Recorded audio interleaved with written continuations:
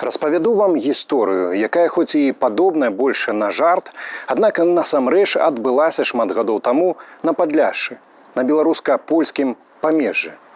Аднойчы нейкі малады беларус, вяртаючыся з ужо легендарнага музычнага фэсту Басовішча, увесь натхнёны і поўны патрыятычных пачуццяў, напісаў на мясцовым аўтобусным прыпынку «Жыве Беларусь».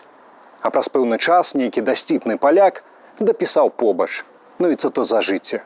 Ну і што гэта за жыццё?» А што вы разумееце пад гэтымі простымі словамі? «Жыве Беларусь».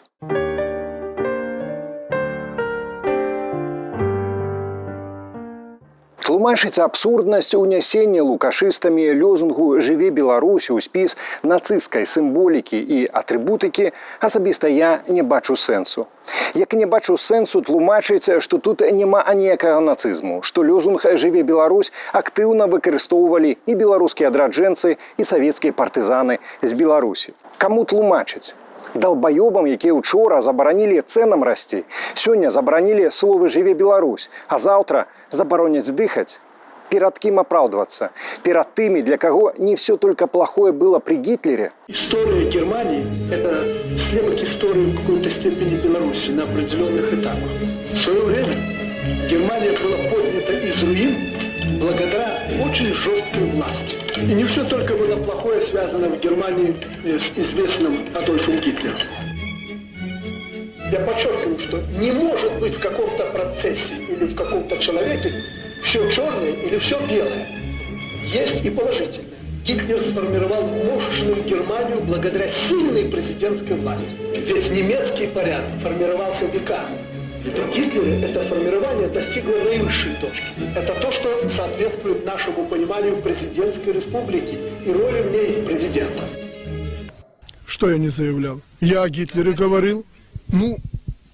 Фашист был у власти.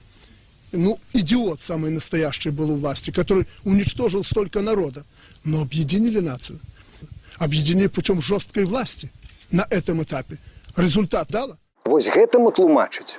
У сваіх выпусках ЧБ і ў стрымах я неаднойчы гаварыў і не грэх паўтарыць сёння пра тое, што ў словах «Жыве Беларусь» і палягае нашая нацыянальная ідэя.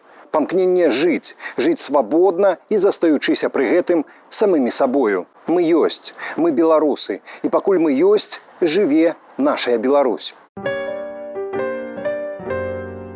Ну і па скрыптум. Гідкасць чарговаму прабіццю дна лукашыстамі дадае тое, што покліч «Жыве Беларусь» яны абазвалі нацысцкім і забаранілі ў афіцыйны год гістарычнай памяці. Абвешчаны якраз-такі галоўным аматарам Гітлера. Ну што ж, калі год гістарычнай памяці, то вось вам гістарычны факт. 30 ліпеня 1840 года расійскі цар Мікалай I выдаў указ, у якім забараніў выкарыстанне слова «Беларусь» і загадаў называць нашу бацькаўшчыну паўночна-заходнім краем. Мінула 182 гады. Ад таго Мікалая I даўно і пылу не засталося. А наша Беларусь жыла, жыве і будзе жыць вечна.